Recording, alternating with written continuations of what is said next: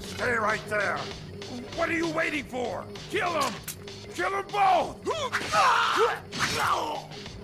No, wait a minute. Is it money you're after? I'll give you as much as you want. May the saints forgive you, because I won't.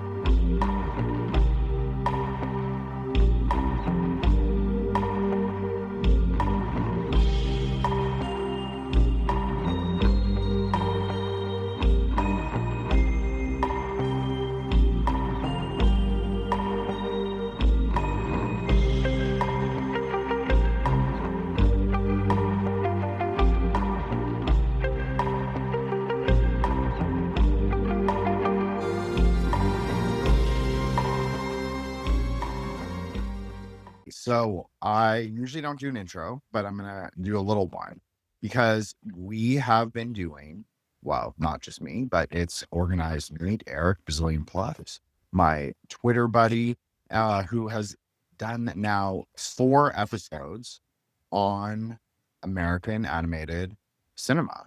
And we've particularly focused in, I think unintentionally, on Bakshi, but I think it's been a really interesting way to sort of approach his work in the lens of both metaphysics and like kind of pulp Americana, like ideas of like that come directly, especially in the film that we're doing today, which is Fire and Ice. It comes directly from comic books. It has a lot of comic book influence. So I'm joined by obviously Eric. And so I'll let him introduce himself and plug whatever he wants to plug. And he's basically my co-host now. So I don't need to be that formal. Co-host, sidekick, whatever, I'm Eric, Organized Meat on Twitter at Bazillion Plus. Other than that, I don't really have anything to promote. But yeah, I've enjoyed doing this series because I think you bring something different to it than I do. Like we both approach the same thing from different angles and notice different things. So like I always appreciate what you notice when watching the same movie I do that like just kind of totally goes over my head until you bring it up, So yeah, I love that. And that's, a lot of these films I have not seen, like such as the one we're going to be talking about and, until just, a week ago or so. Well, I'm gonna let you introduce like your, I guess, for viewer reaction in a moment. So like you're saying it's your first time watching it. I've seen it before, but I have to admit that I did not. I think because we've watched so many, not so many, but we watched them sort of in a sequence. So I think my memories of Wizards actually was in my mind as the memories of Fire and Ice. So it was interesting to watch it and then kind of clarify, oh no, this is like a totally different property, totally like it's very standalone. And it's not just Ralph Bakshi. It's actually Franzetta as well. So yeah, I think to realize that, and then it's like, wow, because I'm so into pulp, people may know Vampirella, one of my favorites. So Frank Franzetta for me is like, that's like a big dog. That's like someone that I think's really cool and sort of like has I would say he has an occult vibe. So yeah, I appreciate him. And so I was expecting maybe this film in my mind to have the same sort of like esoteric qualities as the other ones we watched, Wizards and American Pop, which definitely played a lot with color. This one didn't for me. So on my initial like rewatch reaction, I had to think a lot more about things I wanted to say. But I'm going to let you introduce it. I'm sorry, Eric. I just wanted to preface with that. So I think our ideas will be different this time, but we'll keep it in vain to the other episodes in the series. Yeah, I mean, so my first impression, I'd never seen this before. I'd seen the DVD covers, and I was like looking through stuff, and I just never really paid it much attention. Like, because I knew the artwork, the artwork was cool, but it was like, very fantasy oriented. And I just it took me quite a while to like appreciate fantasy. I just wasn't into it for a while. So that's why I think I passed it up and never really saw it. And so when I saw it this time, I've had like a greater appreciation for Franzetta and his artwork. Like I've seen like Conan the Barbarian and everything. So I really just loved it visually. And that's probably because like a lot of the rotoscope stuff, it really made it seem much more lifelike. But as far as the plot goes, it's just very simple. There's certain themes, just good and evil, that Bakshi dealt with in the Wizards also. And it's just like, a very classic theme. And kidnapped princesses. The story is very simple, but what kept it going for me is really just these images of like, people in battle, this is violence, and there's not a lot of talking for like, especially like the last half of the film. It's just fights and no one's saying a word, or you see, people searching to hunt or kidnap other people. And it's just a lot of silence from the characters, but the score keeps it moving so well. Like, I mean, really, so I watched it twice. And the second time, I just really noticed that I was paying attention so much. And not only because of just the images, but the score really took the place of the dialogue and really moved the action forward. And I could understand being impressed by the animation or the plot or the dialogue in one of Bakshi's films, but just like the score, sometimes it was like, oh, I never really appreciated this the first time. How much it drove a lot of the plot and the action. No, you're 100% correct in that, because I think that we were very honest in our appraisal of the soundtracks on the other episodes, and I think we're hard on it, rightfully so. Yeah, but I think this one was like almost like watching a much more mature film. And for me, it was watching someone who was more mature, or maybe had more of the right creative inputs around him. So we'll also talk about that a little bit, but I think this was his by far the most cinematic.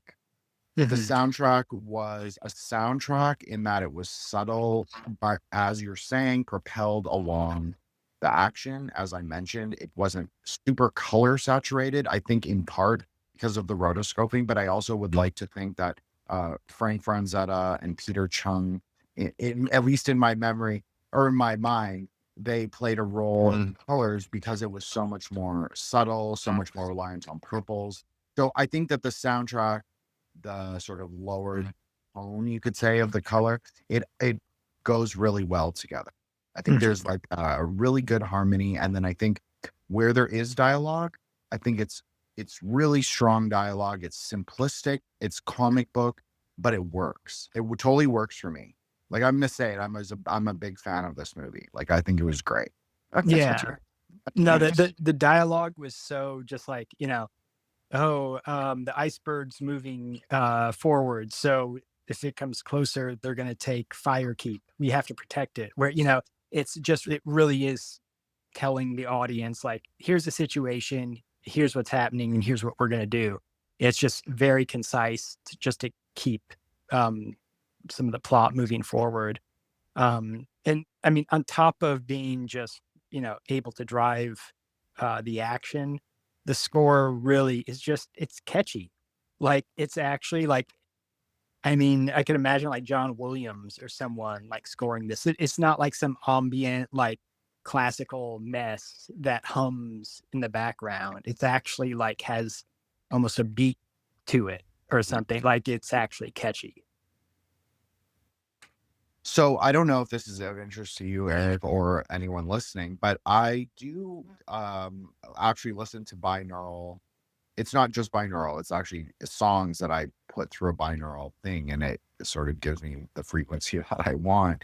But I've been experimenting with this idea, not of backing tracks, but just listening to it when I podcast in particular, because I feel like it does, in fact, give me a creative flow. But the music, as you're saying, it needs to have a rhythm, to have a beat.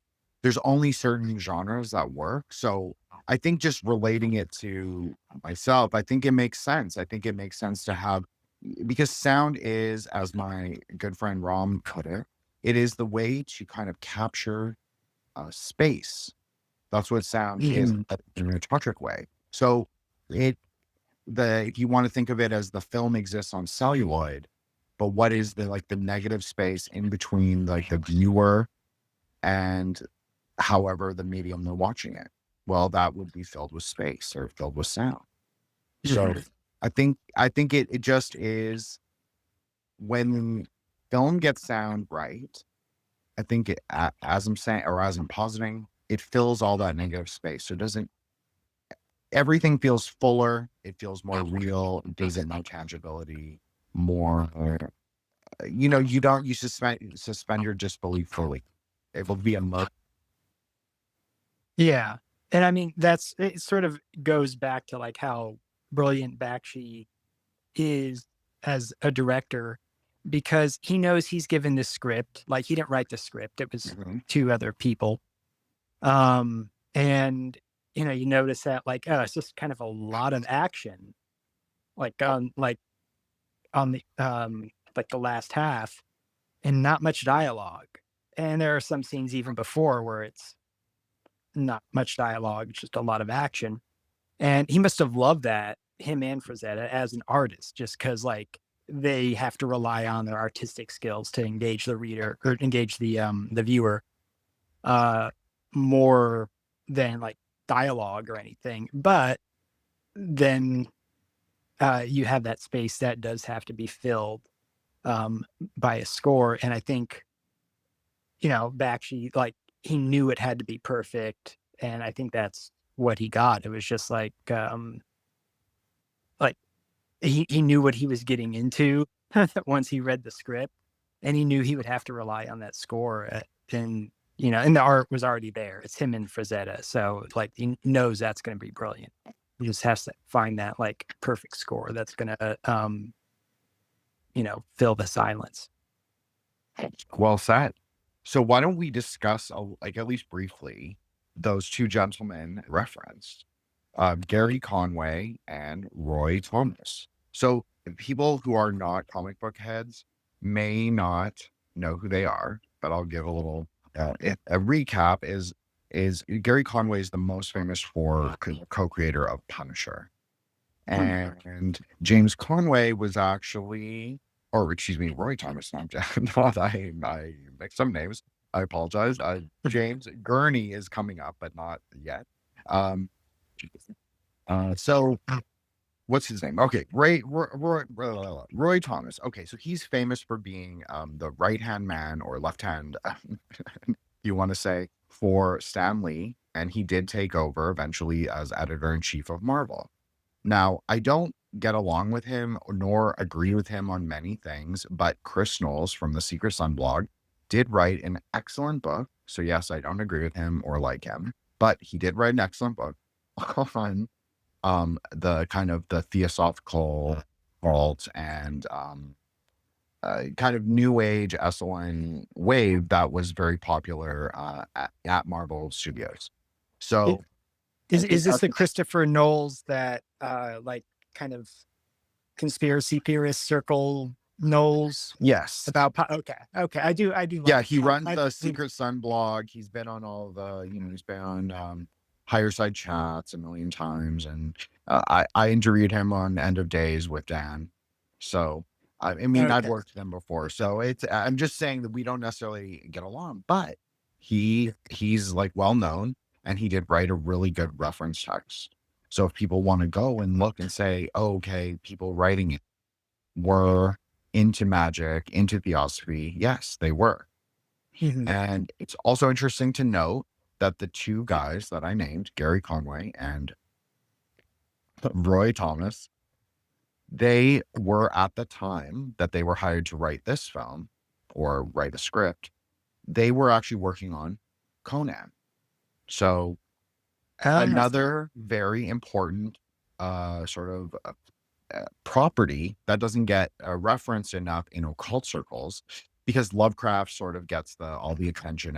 All the occultists love Lovecraft, but actually a lot of occultists also love I'm forgetting his name, Howard. And so yeah, so this is like a hyperbore. I was thinking this is like a Hyperborean kind of film. There's a very Hyperborean element to it. So I think this also could account for that they were writing for Conan series at the same time. yeah. No, that's a good insight because, like, I mean, I just when I look at the character of Larn, I think his name is the blonde guy. Uh, yeah, he was a warrior for the fire side, I guess. Um, he very much seems like a weak like a weak version of like He-Man or like Conan, like kind of that sort of character. But if you combine him with the subhumans that they were also drawing, I just, I feel that like Franzetta, what he was trying to do, and also I guess what those two writers were trying to do eventually, Conan, you can kind of um, see that in Fire and Ice. But yeah, I didn't know that the writers also worked on Conan. Yes, and interestingly enough, Roy Thomas, this is what I knew him from, because I didn't really read Marvel growing up, but I read Conan. In fact, I have a huge set of them. Mhm. He's famous for sort of bringing it into the Western, sort of like that Silver Age comic market. That sort of like idea of Conan, like sort of revitalizing it. He's credited with that. So I think that's really interesting. And then you also have two other people that I think you will, or three other people that I think you will also appreciate from our childhood. I know you're a little older than me, Eric, but I'm catching up quickly. So Yeah. James Gurney wrote Dinotopia. So he worked on the character illustrations and the coloring. Okay. Thomas Kincaid, yes, the mall painter. Yes. He worked on the backgrounds. And Peter Chung, of course, Aeon Flux, upcoming episode with Zuki, that he worked on also character designs and coloring. So interesting, because the film was mostly rotoscope. So it was like literally a bunch of nerds, art nerds, in a room drawing on little pieces of celluloid. Yeah. No, I mean, no, that's wild. Like so especially like the ones that I recognize the most, like Aeon Flux. Like, I mean, I was a huge like Liquid Television fan, MTV. Like I would watch that all the time. So Aeon Flux. Yeah, I did not know that. I did hear about the Thomas Kincaid.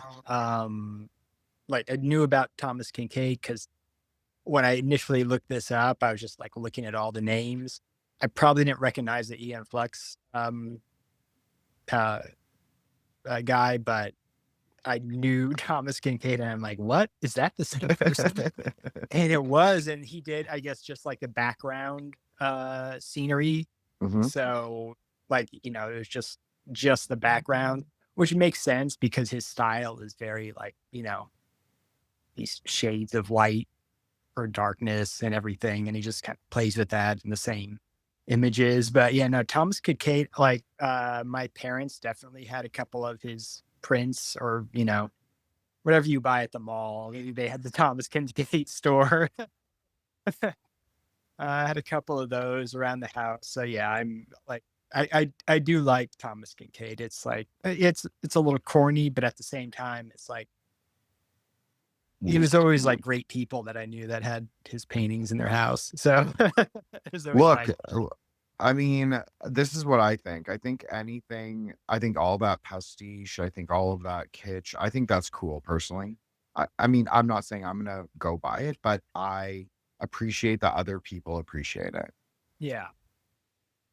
So I have no hate. I'm not a snob or anything like that.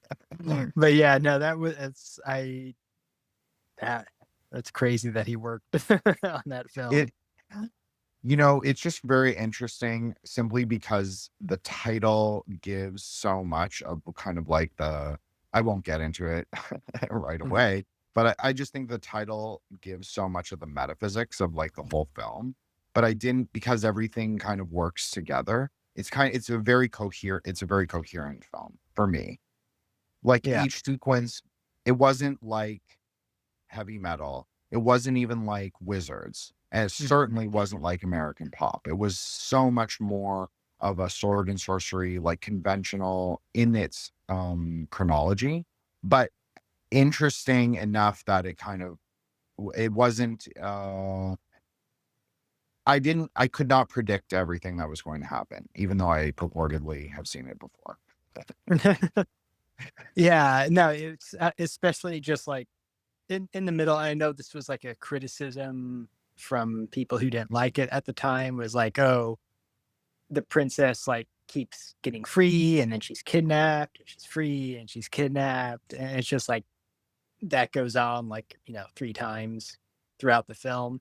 And it was like, I don't know, it still provides some suspense. Like, I don't know, it just sort of seemed like a frivolous criticism, because you still had like a suspenseful story. You didn't know where she would end up. Absolutely. I like Tigra. Let me just say, like, I think for all the Bakshi kind of like damsels or heroines or whatever, femme fatales, whatever way you want to categorize his usual kind of female archetype, she kind of breaks it. Yeah. She's not, I'm not saying that she's like the most likable in terms of all female characters of all time. Did I love her running away during the like octopus tentacle? No, I thought that was kind of a weaker moment. But I thought for like all the films we've watched, I mean, Bakshi kind of, I wouldn't say he loves women. It's kind of like a love-hate relationship. And so I think this is by far his most balanced. She's agential, but she's not a superhero, right? Like she's just a normal whatever person of that world. Yeah, no, she seems pretty normal. Also, she's just like, extremely hot. And I mean, so I can only really compare it with what's her name from Wizard, who just was like,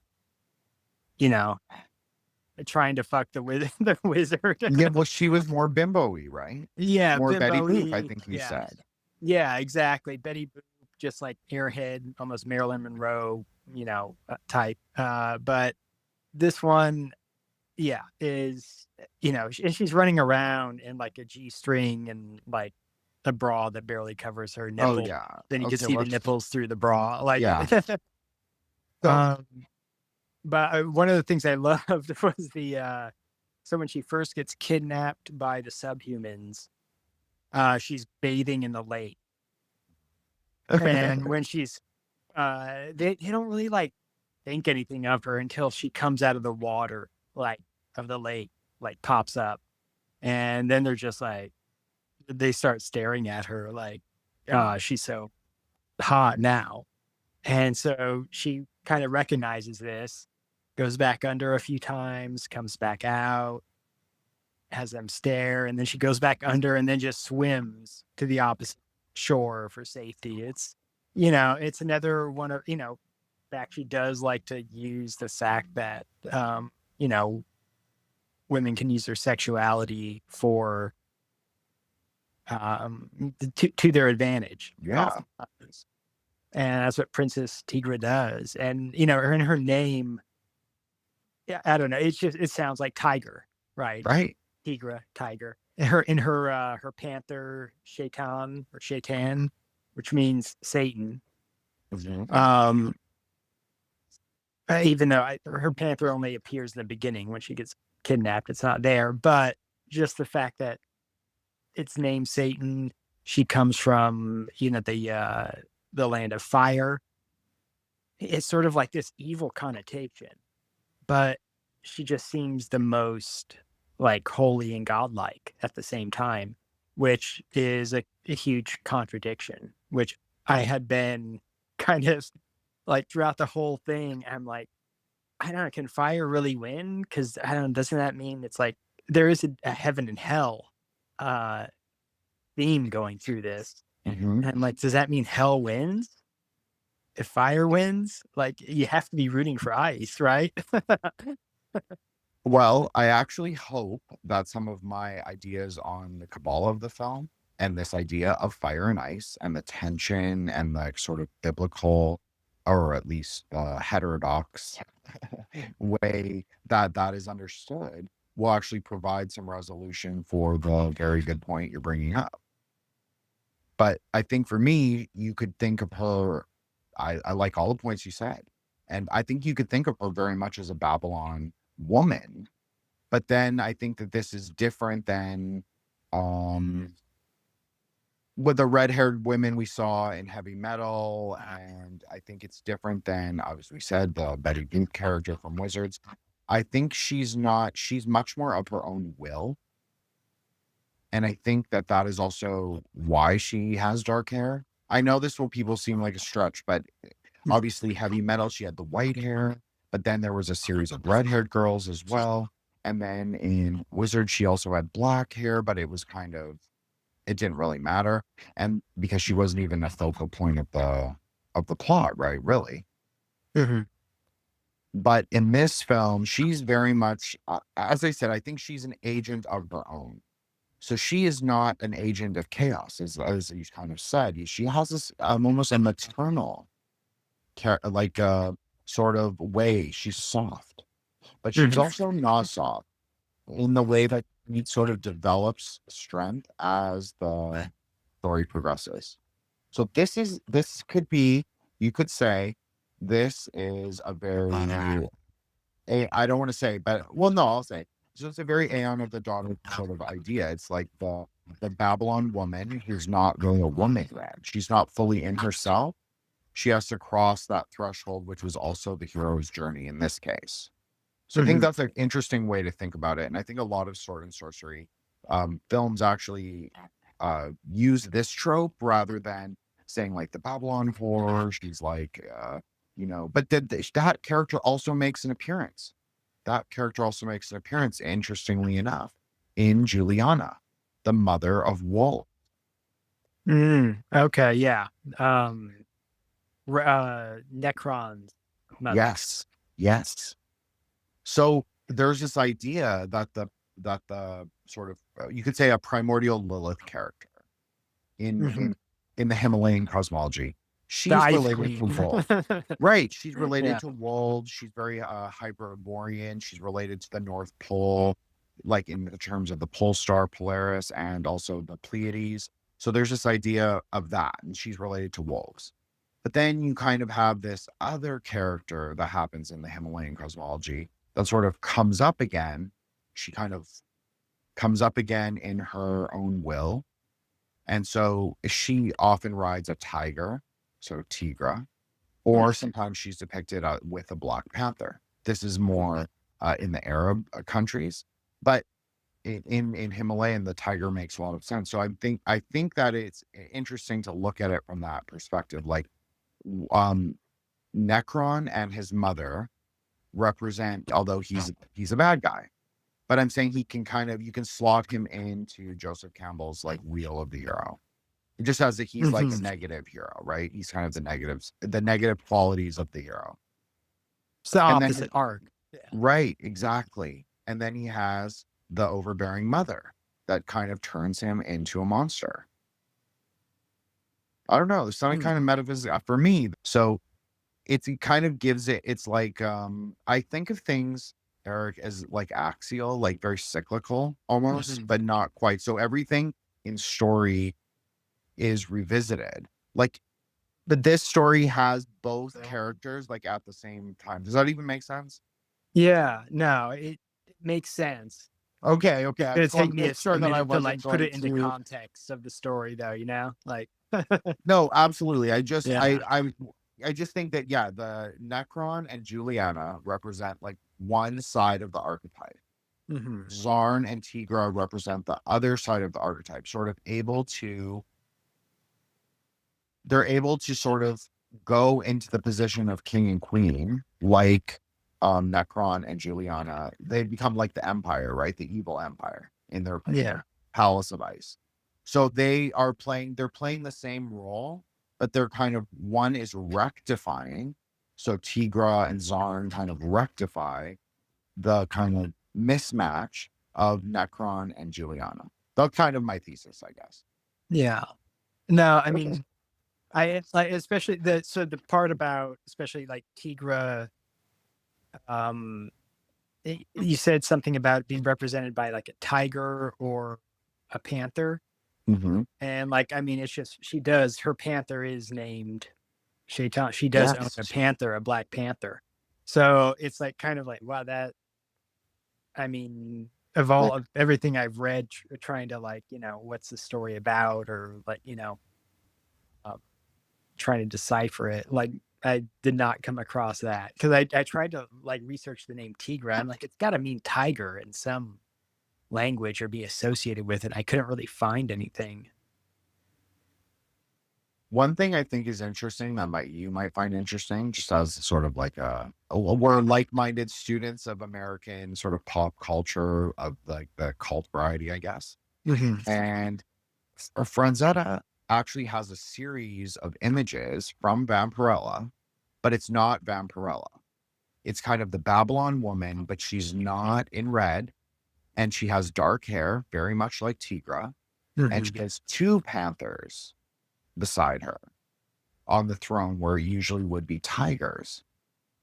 Like in the more biblical, in the idea of Revelation, sometimes it's described as leopards or tigers, or sometimes people interpret it as lions. It depends. I've heard different people say different things, so I just want to account for all of it. But I do think this maybe is this is a kind of trope that he sort of remixed for Okay. this film. But I do think it comes out of that vein of like Vampirella. She's hypersexual. She's like, obviously she drinks blood. She's unkillable. Like this is not that character. And this isn't also Red Sonja, which Franzetta also drew for. It's not like the warrior queen. It's like, this is something different. It's something like you could say it's a little new. Mm-hmm. I don't know, just an idea I'm playing with. No, I mean, yeah, I have to think about that because, I mean, yeah, all of that does ring true. And that does. I'm sorry, I didn't mean to take us on a tangent. I just think Oh, that no. there's I try and look at it like what is, because now that I know that I can go a little weirder with you, not that I want to go full, but a little, I kind of try and look at it and I say, okay, so how can I make this interesting for Eric as well as bring something fresh to like the discussion? Mhm. So I just try and look at it like maybe there's a way to deconstruct the story, because all of these same guys that I said were into Theosophy, were into like Golden Dawn materials, Astrum Argentum, like they were all reading that stuff. One of the ideas that I've been sort of thinking about myself and on other episodes and on the Occult Rejects is that this idea of like metafiction as magic, but it was also works both ways. It's very plus ultra, like it's metafiction is reality in a way, like the curation of the narrative is reality, but that's also has like metaphysical implications, and then vice versa. I don't know. It's just an idea I'm trying to bring to the series, like the last two that we've done, just because I think it's something more dynamic to like deconstruct a story from a storyteller's perspective.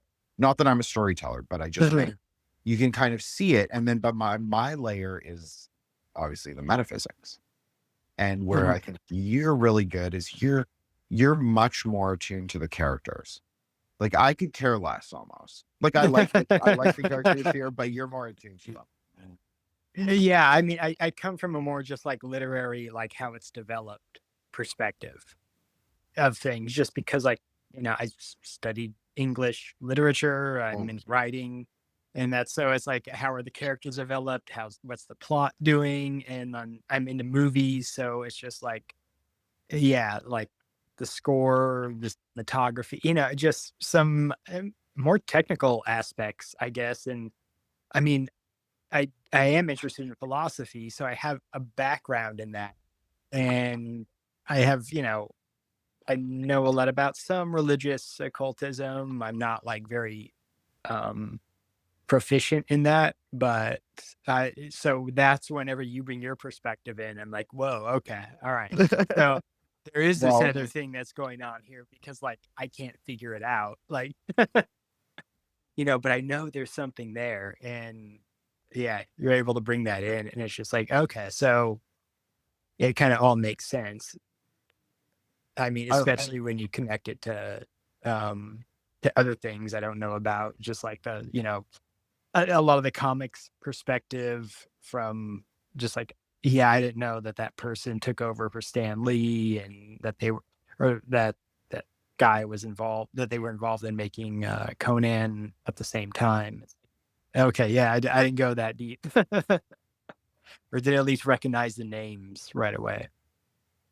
well, this is the thing is like since I don't bring those elements that you so graciously bring to our series, I try and bring those like kind of weirder factoids.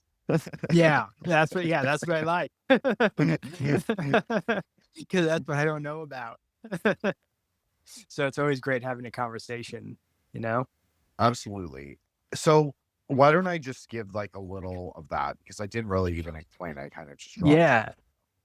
So at this time, a lot of the early comic book writers, everybody kind of knows this, who's interested in comic books, who are nerds like me. Okay, Mhm. they were very interested. A lot of them were Jewish. A lot of them were Jewish immigrants. So they had a certain recognition, whether you could say conscious or unconscious. I'm not making a grand judgment, but a lot of them had interest in Kabbalah. A lot of them had interest in esoterica and metaphysics, and a lot of the magical orders like people who write fiction. This is like every magical order. This is why a lot of magicians, there's like a WB8, right? Mhm. He's an occultist and a poet. Like Yeah. Crowley would scrawl everything he ever wrote is like scrawled with poetry. It's like he crams it into every corner. I'm not saying he's a good poet. I'm just Mhm. I'm just saying that there's an overlap between this kind of creative writing synthesis. You could say it's the ultimate kind of synthesis, which is like it's a very important thing for a magician. And so you have these people that are interested in this alternative medium of storytelling. And it's also pulp. There's like this Lovecraftian kind of horror element of, especially with pulp comics. And then you have Conan, who represents kind of like a more sword and sandal genre. So I think that what I'm trying to say is that all of these people were interested in occult ideas, many of them were practicing occultists. And so a lot of what they wrote has deep occult themes. And I think best perhaps exemplified by Superman. I know that's not a Marvel, but he is sort of like the Kabbalistic Adamantine man.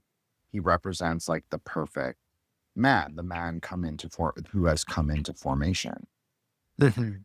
And it has like there are other meanings where it's a very Hasidic idea of the Adamantine man. Christian Kabbalah has a different sort of understanding, but he kind of comes in at Jupiter. So you see like this a lot with like his father's name, like El and Kal-El and all of this. That's a relationship to the angels of Jupiter. So for people who don't know, so it just it all of the comic books have this occult layer. And all of Bakshi's films that you and I have done have had at least, I would say, an intermediate I mean, Wizards was even made in 1977. I mean, you're never beating the allegations that way. Yeah. So, so I think that in this film, going back to Fire and Ice, is that I expected to see it because these are all people who are working in the American comic books industry for a really long time at this point, even at this point. And so they were all around these people who are definitely trafficking in occult and esoteric ideas. And, you know, a lot of them were very influenced by some of the left-hand path guys. I'm a big fan of Don Webb myself. He was like a former Temple of Set. He's a Buddhist now, like me, kind of. But he writes a lot about Lovecraftian fiction and sort of like this idea. It's like also Nick Land talks about it, but people talked about it way before him, really. And just this idea of crafting reality and magic into creative fiction. So if you just approach comic books and any derivative works of comic books with this in mind, I think it makes for a lot more fluid interpretation of like what is happening on screen and what it means. But it might be too, I'm okay with that. No, I mean, I think especially like nowadays, like the Lovecraftian perspective is like more appreciated. But yeah, I think a lot of the occult stuff is just like, it's still, you're going to find a lot of resistance to like people interpreting it through that lens. And unfortunately it's because of, I mean, there's just no like real mainstream acceptance of it. There aren't like, is it taught in college? Right? You don't hear any of that in college unless you're taking a course called like the occulted literature or something like that. Like it's not really going to happen. So, I mean, therefore it doesn't really, translate to even a lot of people who probably should be interested in that or should know about stuff like that. I mean, for me, like I've delved in and out of like, and know some about like the Jewish Kabbalah. I've studied the Bhagavad Gita. I mean, I know that's not like a cult, but it's still like another one of those works that like kind of sheds lights on Absolutely a lot of symbolism. But yeah, I mean, well, my dad's side of the family is Mormon, so I guess you could say there is. That makes a lot of sense, actually. Yeah, my dad is not Mormon. He broke off when he was 18 and just like was like, I'm not doing a mission or anything. I'm gonna go to college, do my own thing. So I never really had that influence in my life. Still, yeah, but yeah. I mean, I still talk, I talk to my grandparents and everything. Like I still talk to that side of the family, and they are Mormon. So, well, it's so interesting you say this because I did a live show with Heidi Love, who is ex-Mormon, but she's like me, where she kind of recognizes like there are definitely occult elements, and she's quite a good independent researcher. She actually puts together like picture folios, and she showed like the Smith Bible and was covered in Solomonic seals.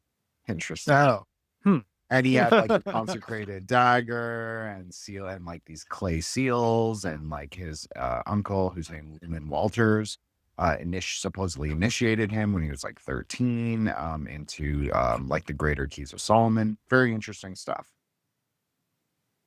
Yeah, I'm like, I've never really, I'm a Christian, so I don't really believe. No, totally. That sort of stuff. I just meant, but it is interesting.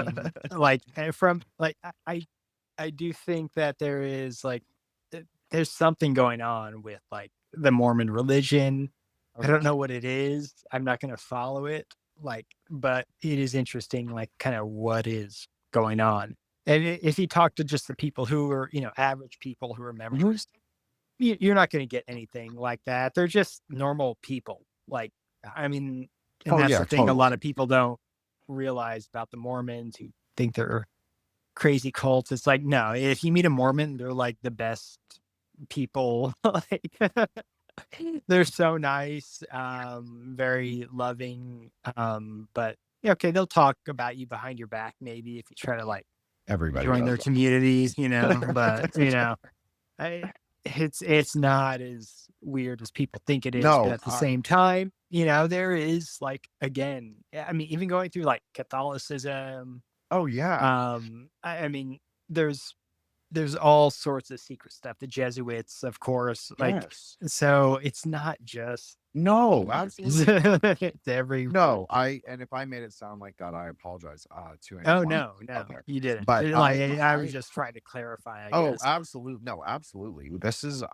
look, I think the idea that the Mormons, the early Mormons, at least Joseph Smith and his sort of collection of what Mormonism was at that earliest time, I think that it's very safe to say that he was like a marginist of some variety.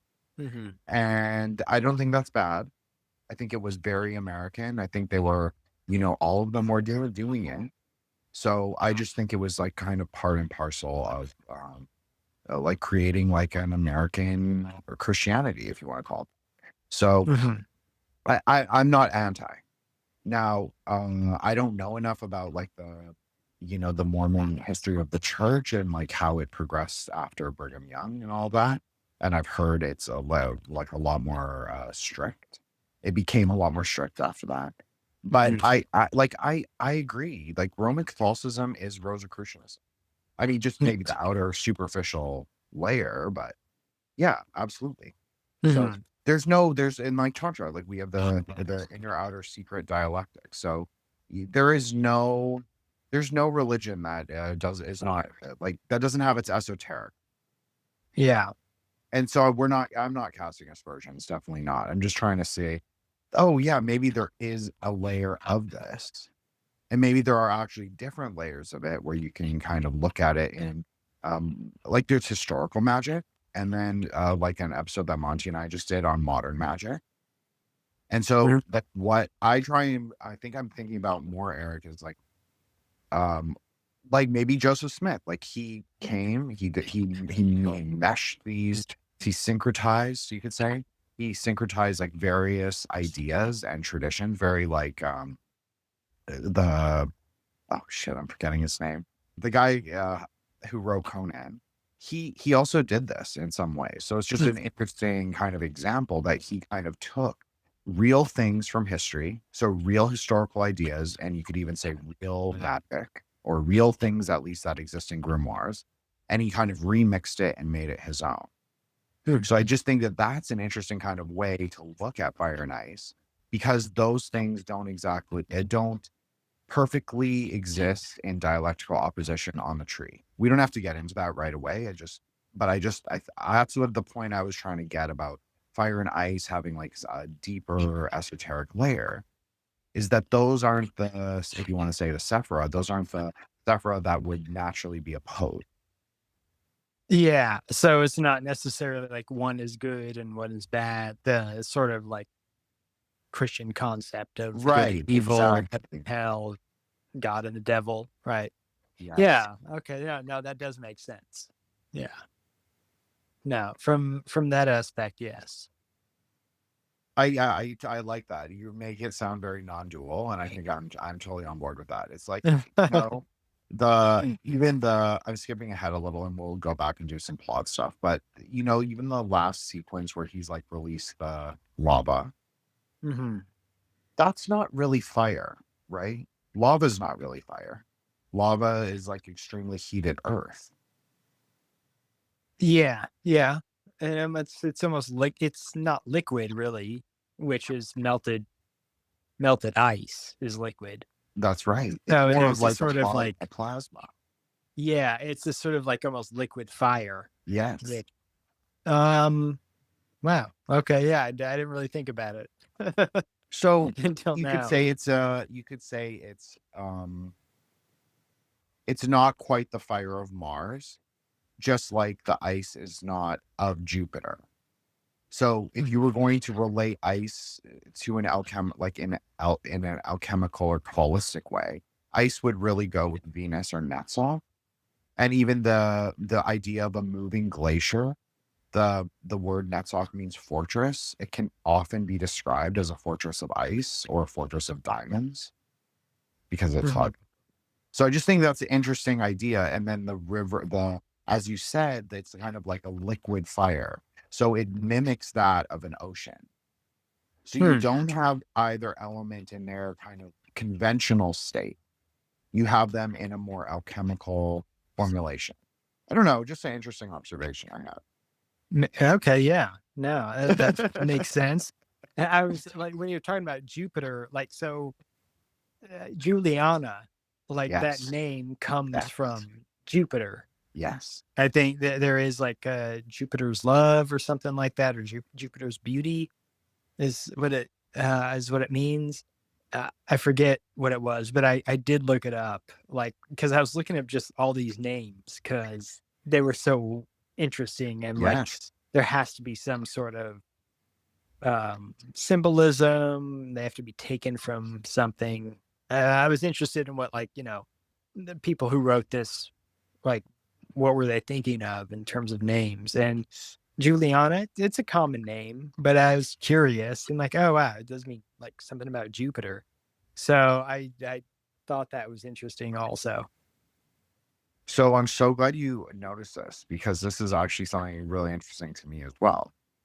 Is that the sort of alchemical association with Jupiter or Hesed, if we're using Kabbalah, would be the ocean, the sort of middle tier ocean, or the higher waters, you could say. Sort of like the thunder clouds. That's often how it's described. But it can also be crystalline, like ice, and it can also be like turquoise blue, but it's really clear. But then you're getting into the three natures of that pillar. So if we're looking at Kabbalistic tree, it's the blue pillar. So the highest sephira, or the highest sphere on that pillar, is vapor. So it's like a cloud. The middle tier is Jupiter or Hesed, which is water. And then the lowest tier is Venus or Netzach, which is a fortress of ice. So you kind of have this, the phases of water specifically on that pillar. And as you and I both discussed, the natures of fire and water, or fire and ice, excuse me, in the film, especially for the end sequence, they're not in the conventional state. That's why I said the thing about how I feel like there's an alchemical sort of layer to that, because I think how they relate to each other is the non-normative formulation. Yeah. No, wow. I'm sorry. I didn't Yeah, get so no, much. I just was I knew gonna bring I it knew this when you long. were saying Jupiter, like, so you were saying that, and I'm thinking like, when I was looking at this, I mean, Jupiter, I don't know, like Jupiter, the god, like, I don't know, it could mean something, and I had no idea. Now, like, when I heard you say Jupiter, I brought it up, and like now you explained it. I was like, okay, And it's also the yeah, ice blue color. Like that no, is what Hesed is in Kabbalah. It's like it's that color of the fortress or the yeah, glacier. yeah, Clear, but it appears blue. yeah, Interesting. and like, yeah, it's water, but it turns to ice. That's right. So and that also represents the mother. That is the kind of archetype that is at Venus. So the sphere below Jupiter would be the mother archetype. Now, you could say Necron actually fits at Hesed or Jupiter in a way, because he is the ever expanding, I guess you could say, he calls himself the overlord. So that is one of the sort of ideas of in magic of Jupiter, is this kind of ever expansive high honors and wealth.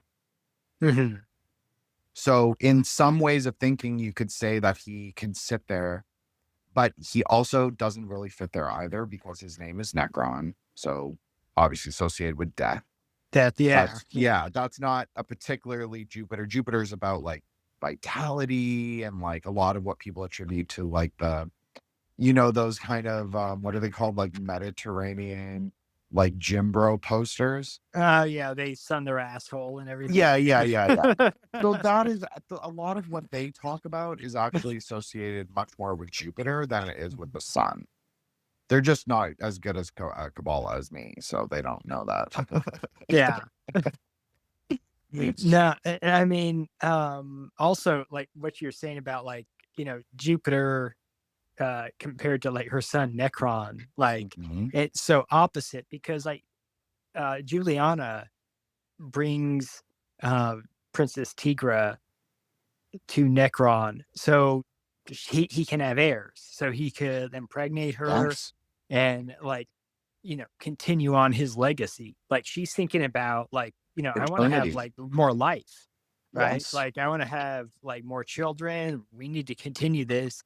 And he's just like, I don't want to have children. Like he's just like completely about death and destruction. And it's like those two characters seem so opposite because Mhm.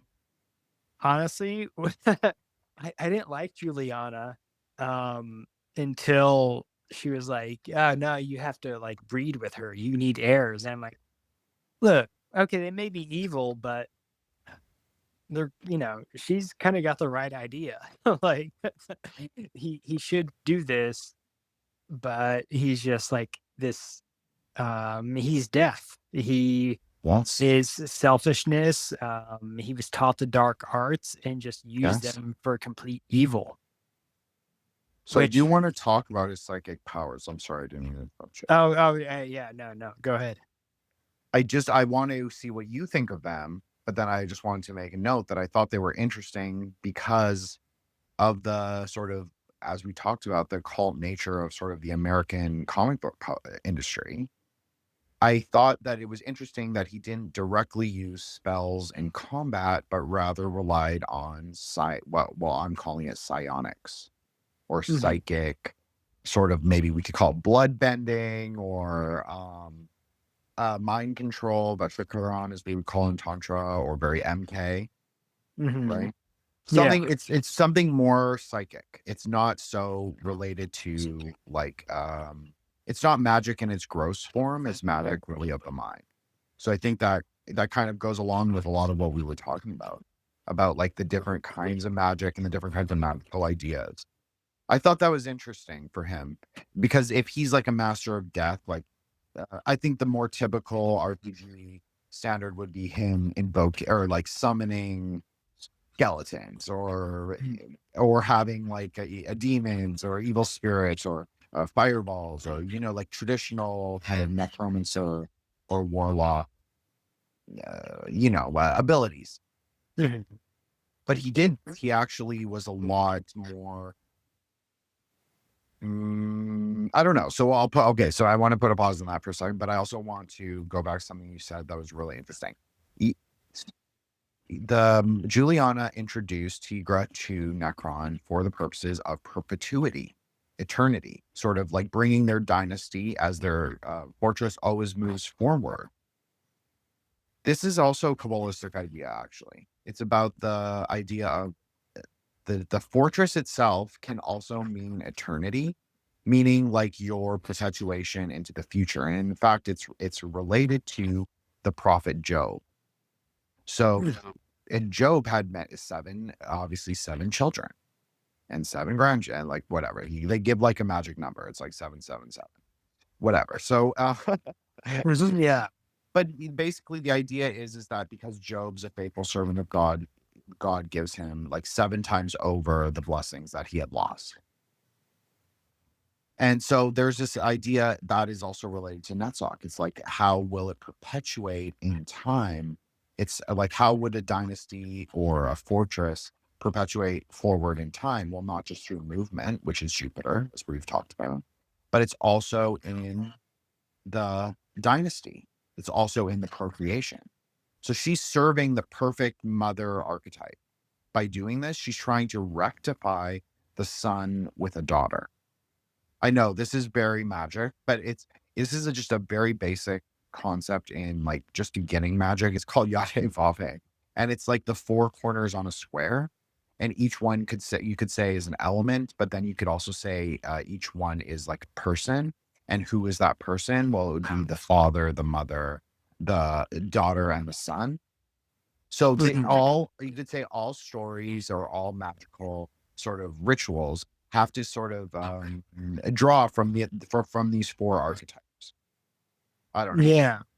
Just something interesting I thought about that. And then No. that's Seagra, so it makes him very he rejects like the normative masculine, or like he's not a vitalist. He's kind of an anti-vitalist, he's an anti-natalist. You could say he's very much, I know people love this, like Saturnian. There's something very Saturnian about Necron, because he also looks physically old. And one of the ideas of Saturn is physical, like is the sort of aging, death by aging. So I don't know, something kind of interesting about that. No, yeah, he looks like a aging like glam rocker from the 70s or something. Like, you know, he, he really is like on point for like a David Bowie-esque, you know, like type of art. Yeah, physically. But no, I mean it's just odd that you bring that up, because I've been reading the Book of Job recently. Like I read the Bible every night, try to do I think different that's great. stories. Yeah, and it's just like you bring up that, and it's like, yeah, see like a lot of these like archetypes, like like that's why fantasy and also sci-fi in a way is just, it relies on like classic archetypes, hero's journey, like all the Joseph Campbell stuff. And I think that's just why like every person can be attracted to it, because it's something that always rings true. Absolutely. And I think that what you're saying is you're bringing an interesting idea, whether intentionally or not. I bow down to you if it was intentional. But you are bringing this idea of like, I'm not calling it mythology, the Bible, but I'm saying, or we'll call it a cosmology. So it's the same ideas. Metaphysics is just looking at it for the classical cosmology. But you also sort of, once you get to be, I'm not saying I'm so great or anything, but once you sort of have enough understanding, you can start to look at fictional ideas and say, okay, this relates to these classical archetypes. Brought up the Gita. The Gita is not a tantric text in the sense that it doesn't have those kind of tantric ideas or content, but there is a twilight language in all Sanskrit literature. So there are some really fucking deep things in the Gita. There just are. I've met so many people who are like really into it, and like, yeah, I read it in university, and it's a really good, interesting story. I was never particularly taken with the IE stuff, like the Indo-European stuff like that. That's not my real love of my life, but it is interesting, and it does relay maybe something perennial or axial, or I'm not an eternalist, but I think there's sort of like an idea that's like reoccurrent, like you're talking about, like the hero's journey. I think that you can map this all out, just like Joseph Campbell did on a wheel. You could also map it out on the tree. That's kind of I guess the thesis that I didn't explicitly say, but that is sort of how I look at it as well. Yeah, and it's similar, like it's similar to the Upanishads, where it's just like that same sort of thing. It just can be translated throughout cultures, throughout generations. Yes. And it's that same thing that I think everyone looks for, and everyone is entertained by. And that's what this film really gets at, is that you can just be entertained by like, a battle between one force versus the next. And visually, I mean, you can't get better than Bakshi and Franzetta together on this. I mean, So I didn't find out what rotoscope was until like I think the first episode we did about heavy metal. And like now that we've done a few of these, and a couple of the films we've talked about have used rotoscope. This one uses it like almost entirely. And it just has me appreciate like what they can bring to the screen. Just by like using this combination of like real life elements, real life movements, and then just drawing on them by like, as you said, like just like some comic nerds just just drawing on the film. And it's just something that like probably wasn't popular in the early 80s. I imagine like No. mainstream animation other than Disney stuff was just not popular in the early 80s. And these are the guys that were like trying to like tell everyone, hey, like, no, this is actually really good. Like Conan the Barbarian is really good, or I don't know, Howard the Duck, whatever those like subversive, like underground comics were, like those were really important. And like these films, like Bakshi's films, Franzetta's, uh, Conan was like based on his comic, but John Milius making the film about that was important, especially because of like who Milius was. It was just what an amazing time, and you just have to look back on it and be like, I don't think anyone appreciated it when it was going on. Very few, anyway. No, you're touching on something that's really important, which is historical context. And I'm really glad that you did, because I think that you're right. I think that a lot of these things that were happening were underground. They were, if you want to call it indie. I know it's not indie, it's 20th Century Fox, but there is a quality of that. Maybe like not mainstream is a better way to frame it, but I definitely think it's like you're talking about, like comic weebs who are into weird shit, not just Conan and Lovecraft, but like, they're reading weird things, they're doing drugs, they are, I'm not making a judgment, I'm just saying that, they are. And so any underground, it's kind of like very Warhol, right? It's like you get weirdos, you get like Kenneth Grant, you get like this person and this person. And so I think that comic books is very much similar. And so I think when you're saying, yeah, there is like 5 weebs, or not, I guess they're not weebs, but they're nerds, and they're comic, and they're sitting in a room and they're coloring over celluloid. To me, there's something very like almost magical in the act. It's not necessarily people are thinking of magic. I'm just saying there's something interesting to think about that kind of creative work, and like what does celluloid represent, like, and it's sort of, there's a ethereal quality about the film, which you could say all of Bakshi's films sort of have a dreamlike, a dreamlike quality, but this one is the most subtle to me in terms of style.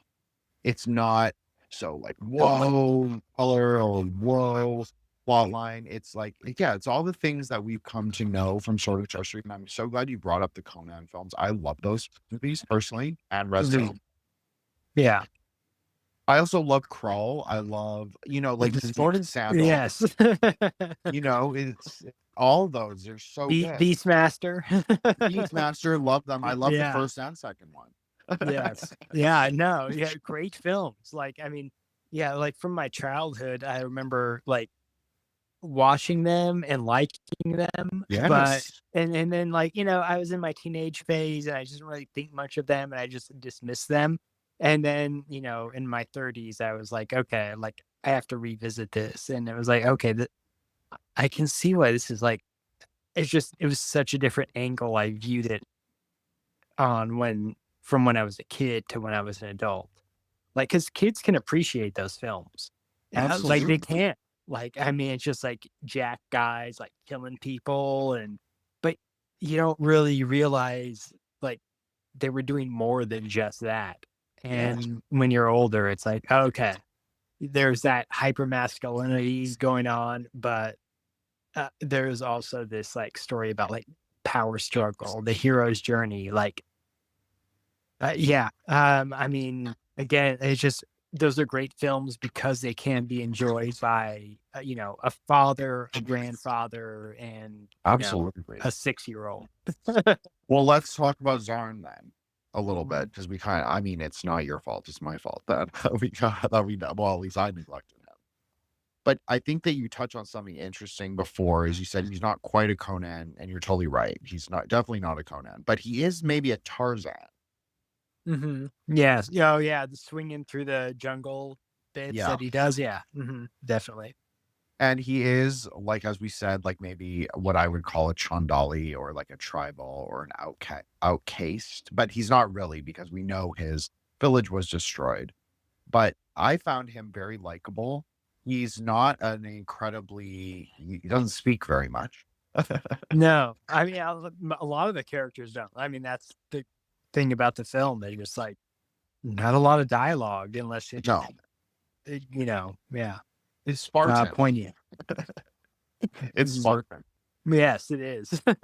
But I do kind of like that. I think that because maybe especially in my like 20s, when I more thought of myself as like, a writer in a way, like maybe not a writer, but at least the idea of it, as I used to this is something a lot of young writers do, is they overwrought sort of their work. It's like all like florid and colorful and this and this.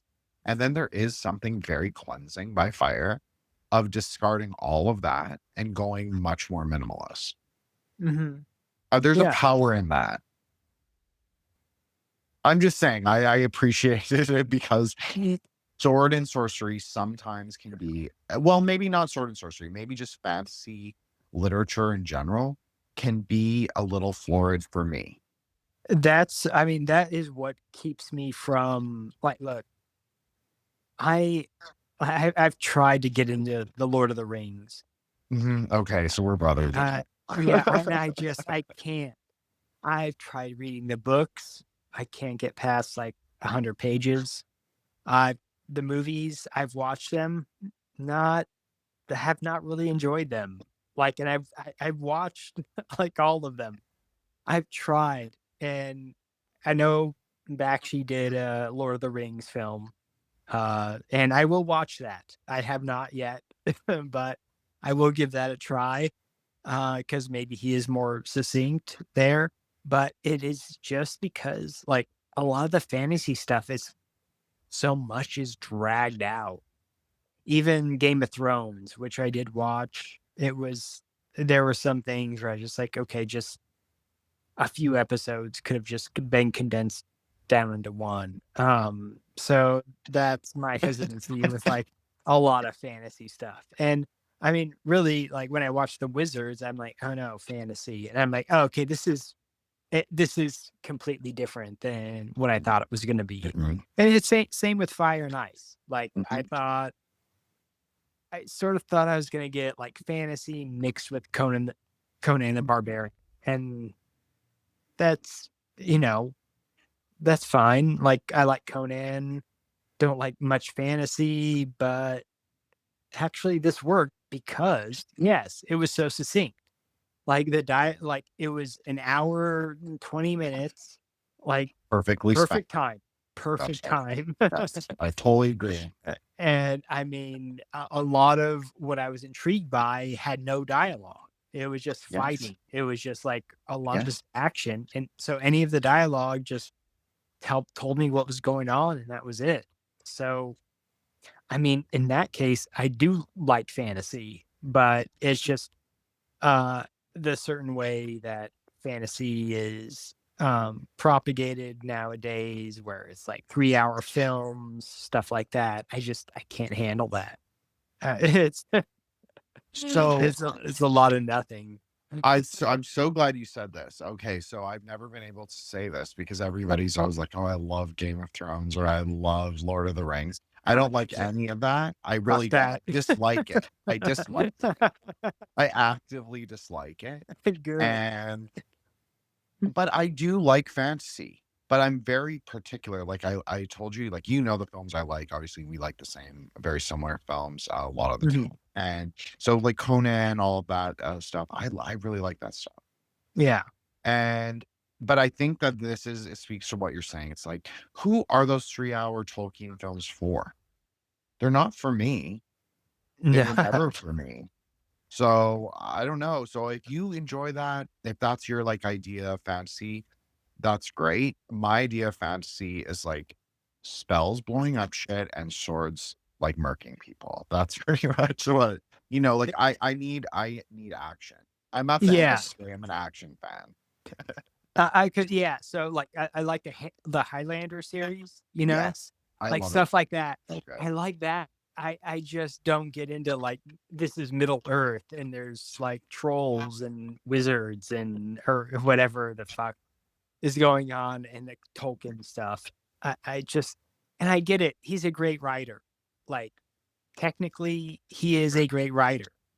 Like so many characters he's created that he just really poured a lot into. I know, I get that, but just it's not enjoyable for me. It's there's just two types of people, right? People who get that and they want more of that, and people who don't. I don't know. No, and this is the other thing is because, we do share Monty in common as our friend. Mhm. Is that I feel like I'm more emboldened to speak of my weavier interests. So but it's not all anime. This is where I differ from Monty a little bit. Is that I actually have always been into weird Japanese. I'm not saying weird in a in a Yeah. fetishist way. I'm saying like a J horror direct to video. I've been into this stuff since I was a kid. I know a lot about it. It's so niche though, Mhm. but a lot of it is fantasy. A lot of it, but it's much more like this. So maybe my preferences or like my tastes for what fantasy is more in line with this like 70s, 80s, I would say 80s, sort of like more minimalist. Maybe you could say like lower budget, like Canon Films made a lot. They made all those giallo westerns that are actually some of them are quite good. And the dialogue's quite Spartan. And think that there is something to say about like putting yourself in a fantasy world. Do you need all the exegesis? Do you need all the plot right away? No. Yeah. Just like let us explore the world as it is. But now I think that they need to prop up the audience a lot more. They need to be like, you were transported here in the year da da da da da, and you have this power, and you are this person, and it's I don't know. It's not imaginary. It's not allowing for like if you're the audience, I'm not a passive audience person. I'm more, and I think you're like this too, because with your background in literature, is that people who are more literary, they tend to be more active participants. Yeah. And so 100%. it's not just about putting yourself in the narrative. It's sort of like looking at the narrative. Does it function individually? Does it function as like a broader text? Does it function in a sort of coherent grammar with other, you could say like-minded films in the canon? Like, how does it work? Like, what's the episteme? Like, how do you categorize it? And so I think that that's how I live. That's at least for me. Or so I don't want to speak for you, but I tend to be much more active in my life. When I watch things, I try and think. I definitely am an overthinker. I probably drive people crazy with my cinematic commentary when I'm watching things. Yeah, I mean, I always think of things like so like the stuff that I'm surprised that I'm into that I wouldn't usually be into is stuff like Cowboy Bebop. That was one thing that like it was airing on Adult Swim, or I don't know, something like that. Uh, Early on, um, and I was into that because there was just like the characters were a lot more dynamic, and it was there was a plot, but it wasn't like, essentially plot driven. There's more character dynamics going on. Mhm. Um, so I like that. And I don't know, as far as animation, that's like, yeah, that's like as far as I got. Like, I mean, a lot of animation does to me seem like fantasy. Like it Yes. does Yes. seem like, oh, I have to be in this new world with these new rules. And some sci-fi does that too. Like Yes. it really does. And it's just like I mean, I do like authors like Ursula Le Guin, It's people a like it's a decent that. anime. It's a Yeah. decent anime. The one that the Miyazaki's kid made. His son made. I forgot if it's an OVA or a series or a film. I think it's a full length feature, but it's pretty good. It's not like amazing, but it's good. It because I like her too. Sorry, I just Okay. wanted to say that. I haven't. I don't even like what. I don't even know about this. Okay. So, I can't which? remember. I think he did Tales of Earthsea. I Okay. think that's All the right. book that Okay. he did. So it's serviceable. It's better than anything that has ever been made from her work. Yeah. No. I mean, there hasn't been a lot, but stuff that has is awful. Yeah. But it's decent. So, you can go watch it or not, or anyone listening can go watch it or not and see what we're talking about. Yeah. Now, I mean, so there's a lot of that stuff, and I mean, sci-fi, like Kurt Vonnegut is considered sci-fi, and there's a couple novels, Slapstick is one of them that's like um, very much science fiction. Um, Cat's Cradle too, in a way. But I don't know. It's just like I need more realism Mm-hmm. Mm-hmm. in what I read and what I watch than just like uh, fantasy characters. But I think Fire and Ice like kind of bridges that gap because the animation, like I can appreciate good animation Absolutely. and like what they did with the rotoscope, like, and they had actors portraying these people, and apparently like there was some trouble between the actors and like so they had like real actors like acting out as the subhumans and everything, which is crazy. And I guess Franzetta was like kind of asking them to do too much as far as their acting, so he could get like the right angle on drawing them. I don't know, but it's He I was mean, it just notoriously seemed like, I mean, difficult. to play like one of the subhumans, like you just have to act retarded, like on like on film. Like I mean, yeah, the subhumans, they were portrayed like by like Apocalypto. Like, did you ever see Apocalypto, the Mel Gibson film? I have seen it, but I can't say that I remember it in any Um, full way. Man, these guys are just like Apocalypto type, like just grunting, like saying a foreign language, but they were also like they were kind of badasses a little bit. They could fight, but yeah, probably not as much as yeah.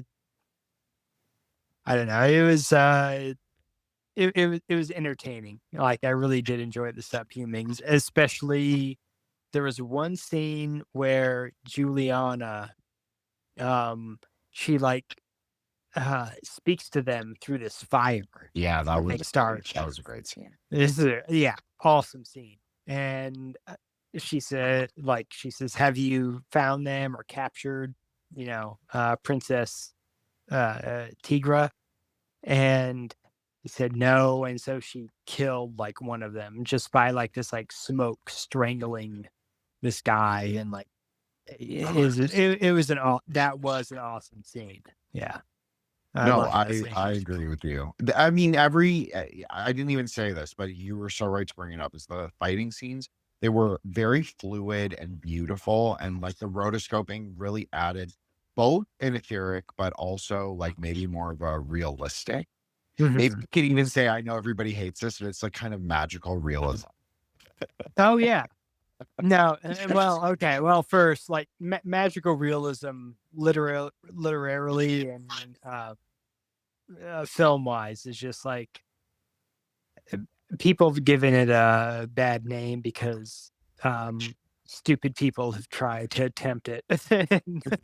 They've done a horrible job in the past. No, I 20 totally years. agree. Yeah, but like, no, this is a great magical realism. Yeah, exactly.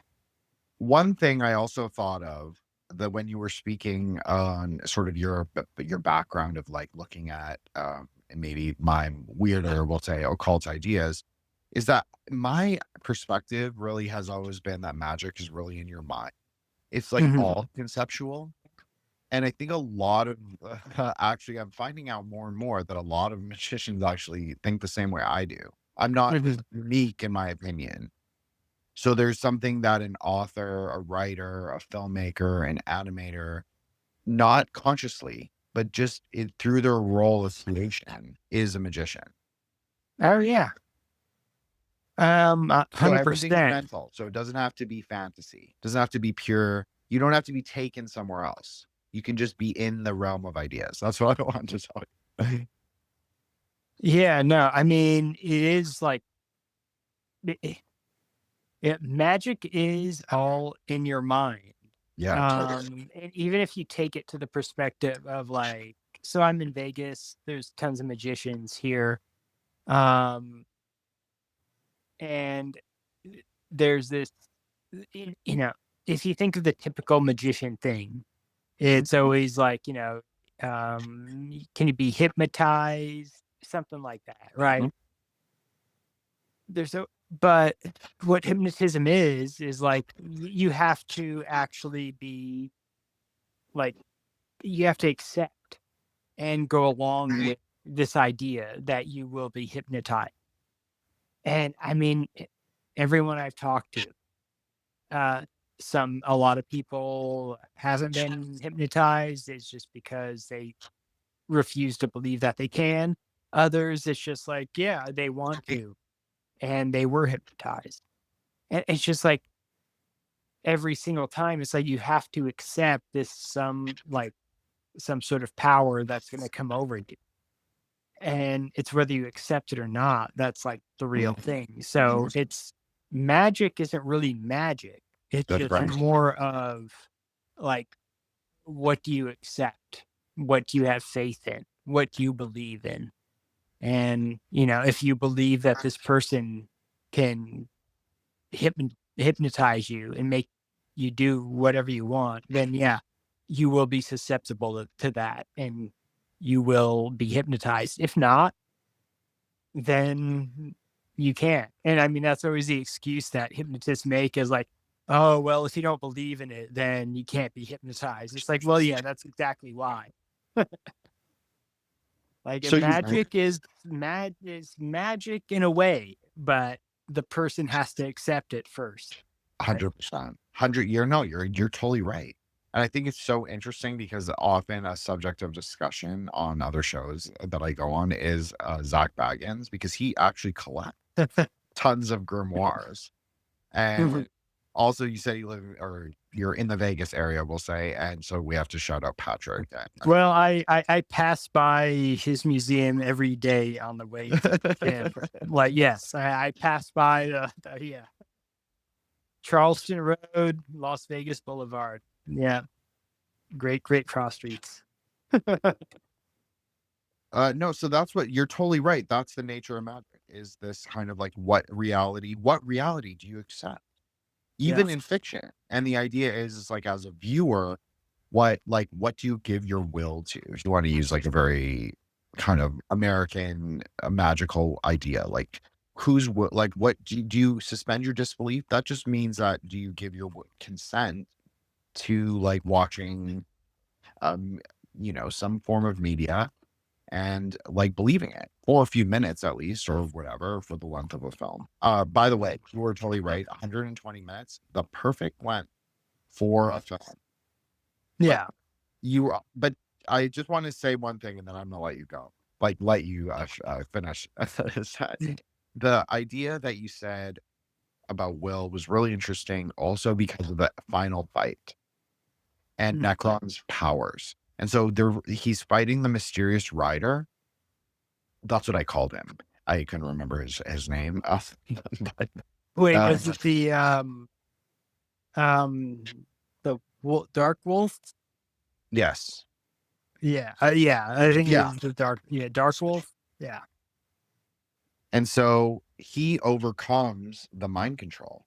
He overcomes the sort of whatever his power is. Psionic, I posited that it's more psychic than magical, meaning more you can break it if you so choose, if your will is stronger. And I thought also interesting that he had Dark Wolf had green eyes. Because green, as I've laid this out in a few episodes, both with you and with Monty, but green is kind of the color of will, if you want to assign it a color or a meaning. Yeah, and his eyes were like, I mean, they were very present, like, because he had sort of a mask on, a little hat or something, and it's just like, it really accentuated those green eyes, because he didn't look like any of the other fighters on that side. He just did not look like the others.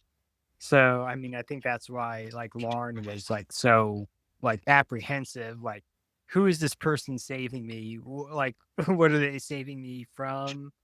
Like, he looked like a cross between what the hooded individuals that Necron sent. That's right. And, I guess people like Lauren, it's like sort of like is an amalgam of those two.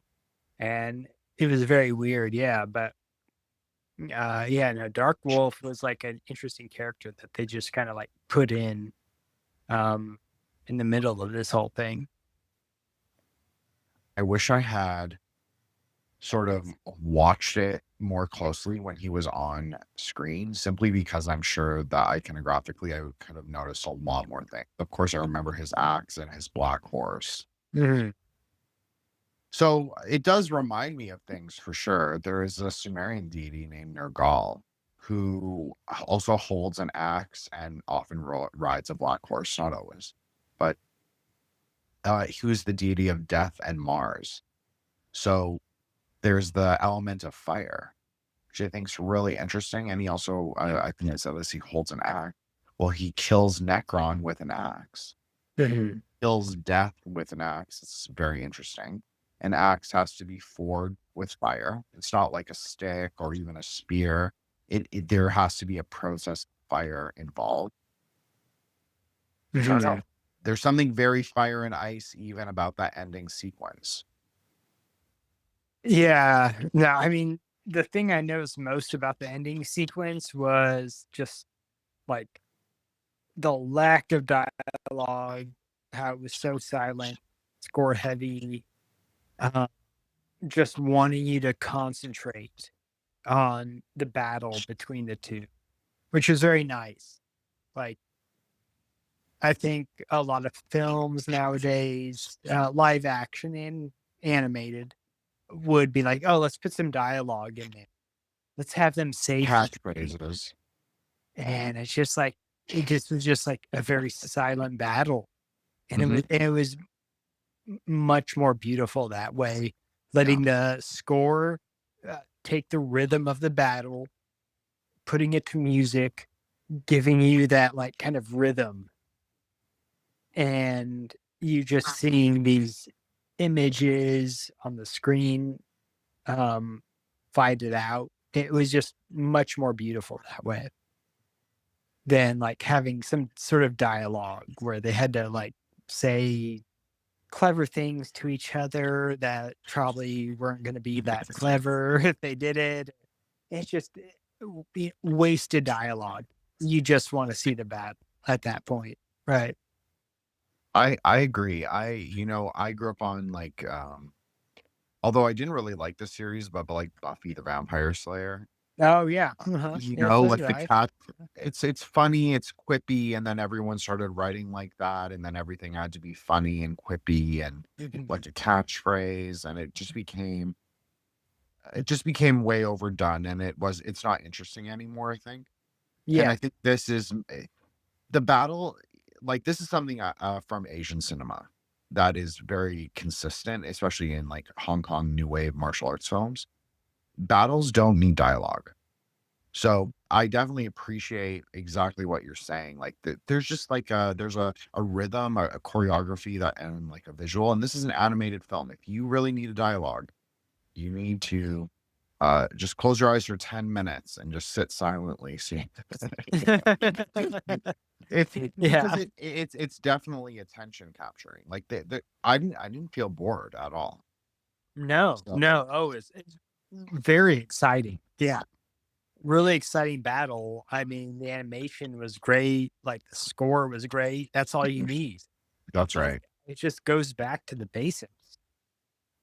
I 100%. And That's what I think is interesting about doing this series with you is it's kind of made me reappraise all of these like American films. Like where was it getting it right? mhm. I mean, uh,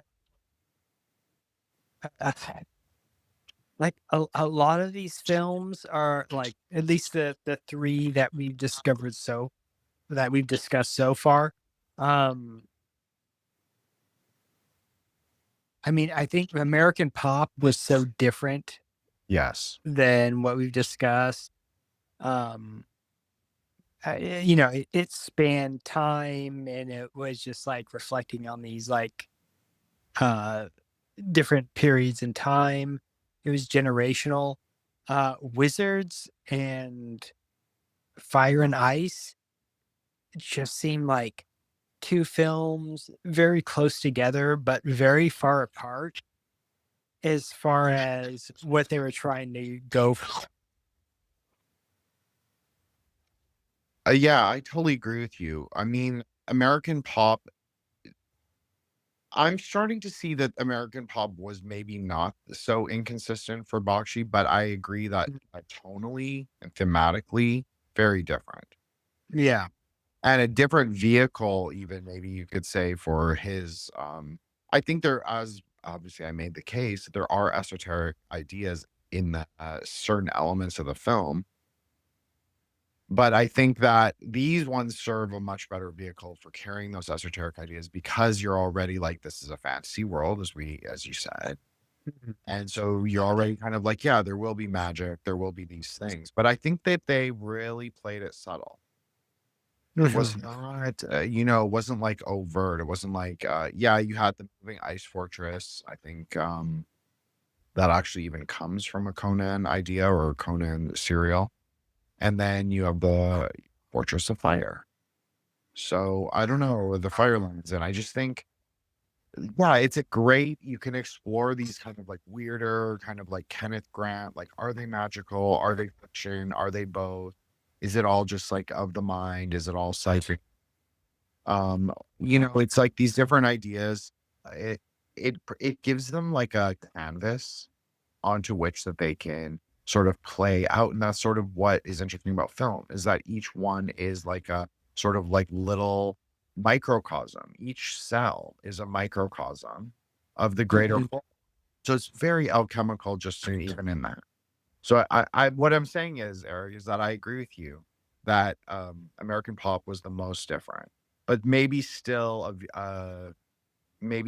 capable of transmitting some of these ideas. But then this one is the most collaborative. And it's also probably, in my opinion, the best. Mhm. I don't know. No, I, yeah, no, I agree with that. Um, I mean, I can see how American Pop segues into this because, like, I Yeah. mean, I think Yes. I think it fits too. Did he? I don't think he did anything. So his American Pop, he may have done like. Did he do Lord of the Rings before Fire and Ice, or so he did the Wizards? Then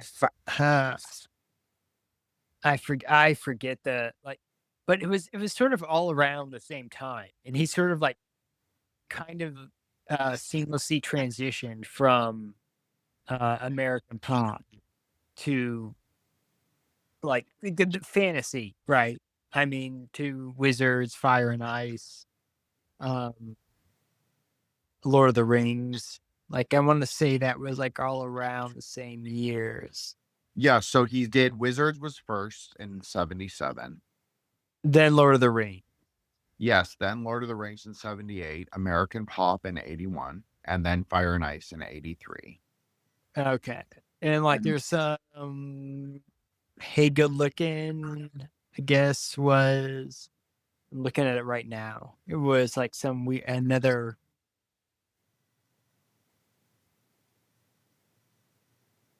The fact that he did Wizards 77, Lord of the Rings 78. All right, American Pop 81. Okay, that's a break from fantasy. Hey, Good Looking, that's a break. Then he goes back to Fire and Ice. I mean, it just seems like Fire and Ice was the film he wanted to make. Mm-hmm. Not necessarily because of plot, because like Wizards has like the same. I Yeah, don't the know. basic idea. Yeah, sort of the same type of idea. But I think just because of the animation, I think he was excited to work with Franzetta. Um, and because of that, the animation would be just like so different than what he did before. Um, and I just like that this film, it sort of seems like, it is like a Conan film, you know? I think that's kind of something he would have wanted to do. Um, I don't know. It's kind of interesting. Like if I were Ralph Bakshi, I'd be like, hey, is there any like, can I do anything on this Conan movie? Like, is there any work I could get? Um, I don't know. So I don't Let's know. disagree. I agree. Like there's so much more. This was the apotheosis. I think this was the synthesis and apotheosis. So very magical in a way. Mhm. This is kind of like his pinnacle for sure until Cool World. Yes. Yeah. So, I think I don't know. A lot of them kind of like left Hollywood. Maybe it wasn't conducive to like the kind of work they wanted to do. But they seem to make very interesting films, however flawed they are. Um, in this small window. I mean, if you think about this era, it was like, from Fire and Ice is 83. Um, he didn't make Cool World till um what 96. 92. Yeah. 92. So if you think about from then, it was just like it was action movies. I just remember like early to late 80s as being action films, Die Hard type movies, Lethal Weapon, like just so many like action films, or they were rom-coms, like your typical romantic comedies. And I just don't think that animated films survived in the late 80s. Unless they were Disney. And even then, like I think Sword in the Stone, Black Cauldron, like Black Cauldron is like one of my favorite Disney films. Love that film. Sword in the Stone too. I love it. It's just I don't think those films would have survived. So yeah, it's like it makes sense that he comes back in '92 with Cool World, which I guess Roger Rabbit kind of uh, premiered before then. Kind They of were gave trying a to pre. revive. There was definitely some kind of, maybe you could say it was like a post-Japanese bubble. I've heard it described as that. Is like the Japanese sort of like economic bubble had sort of collapsed in '88. Okay. And Mhm. so the Americans were trying to be like, so Japan was heavily starting to export animation. And so the American studios were trying to do this, like bring news towards American anime. I don't know if that's true. That's just an analysis that I read. Mhm. Just an interesting idea. I mean, it sounds right. I mean, Japanese American relations. Like, look, I mean, if you read the Michael Crichton book, Rising Sun, it kind of encapsulates the relationship business wise between America and Japan, and how Japan was like kind of taking over certain subsects, um, our business. And I mean, I don't know if that had to do with Cool World directly, but animation was just seen as like something that was just Disney back in the 80s and 90s. Like there was no animation that was going on that was being taken seriously until Who Framed Roger Rabbit and subsequently Cool World, which Bakshi did. And I mean, we can hopefully we can talk about Cool World another time. Yeah. But Oh, yeah, yeah. Definitely. We I definitely have mean, to yeah. Cool World. That's the most big boy film. I mean, they're Oh all yeah. pretty racy. They're all pretty racy. Yes. Yeah. He No, definitely appreciated women. I said he definitely loves women, but it's definitely like it's very plus ultra. He loves and hates them Mhm. at the same Yeah. time. No, there's the two sides of him, definitely. Okay, so Right. this was an amazing discussion. I know I led you through some weirder ideas, maybe, but I have been reading Don Webb, so we'll blame. But yeah, no, it's been like it's been a great episode. Yeah, no, I always learn a lot from you. I always appreciate that you take the time to appreciate my ramblings as well. Oh, you don't ramble enough for me. I could go a lot more. I feel like I hog Mike. I feel like kind of bad for that, but Yeah, I mean, I don't know. It's an hour and 15-minute movie, and we've done almost 2 hours on it. So I feel like we've done it justice. yeah, 100%. I really loved it, as I said at the beginning. I've loved doing this series. It's been really interesting, really eye-opening. I do encourage everyone to go read that book. I think it's called like I forgot something about spandex. Anyways, Chris Knowles' Secret Sun blog. Go read Mhm. it. Really interesting. It's about early Marvel, early DC, all their occult shit. And you don't have to look at it like good or evil. You just look at it like, oh, okay. They were taking on these ideas, and so I think that would be a good companion piece, maybe. Or you could go listen to me talk to him for days. But Wait, when did you talk to him? How long ago? like 2 years ago, probably. Okay, all right. Yeah, if Well, you go look up the days, it was there. link to that. Link to that. I'm Okay, interested. well, I will. want. That'll be listen to funny now. that. That'll be funnier now. Yeah. Yeah, I definitely will, and I'll put it on. He was on Rejects like a year ago, so I'll put a link to that. People can watch Okay. those episodes.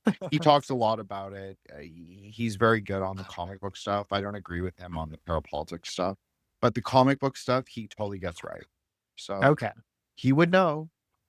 He's both a magician and worked at Marvel. No, yeah, So, 100%. So thank you so much, Eric. I really appreciate it, and for tolerating my meanderings into sort of like I'm not into Lovecraft, surprisingly, but we'll say into like the darker world of Franzetta and Vampirella, because I had to obviously bring her up. Okay, I We're talking could. about We Vampirella. should talk about Vampirella. I could. Yeah, I I'd definitely love into to. her. Yes. Okay. Okay, yeah, Yes. Yeah. definitely. We'll do We could. that. We could do a Vampirella. So, Awesome. all right, man. Okay. Thank you so much. Do you Thanks want for to having me. plug your Twitter? So they sound cool. Organized meet on Twitter, Bazillion Plus. Also the same on Instagram. Follow me if you want. Yeah, that's it. Well, you're great, homie. Appreciate you. Friend of the show, co-host. Thank you. Saints now. I mean, you're like one of my most recurrent people. And so I hope people like it. I think that you've done a great job. We're continuing. So thank you so much. And have a great night. All right, you're welcome. All right, you too, man. Talk to you later. Talk to you later.